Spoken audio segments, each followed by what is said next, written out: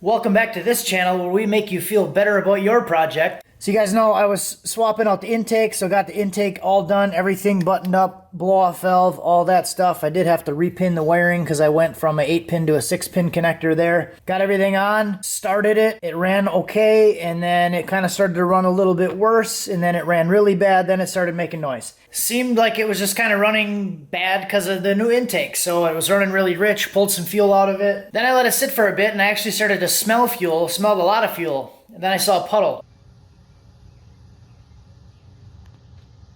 So I thought, oh crap, I better stop doing this. And I pulled the injectors out. I ended up finding an injector that was completely stuck and I could blow air through it.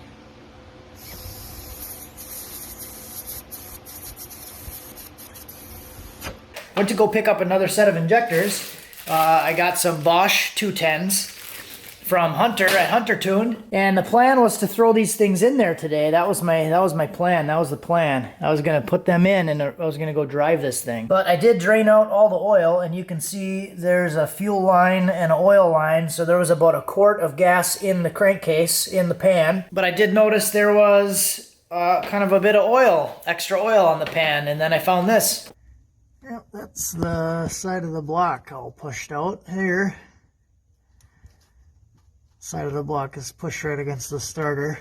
Pipe, I'm guessing that it just completely hydrolocked it and fired it and smashed the rod. That was probably the initial noise that I heard. It probably bent the rod and then just kept running, and then it quieted down. Rod's broken, block's broken. Gonna have to switch all this stuff out. I don't know if I'm gonna pull the Ranger engine out.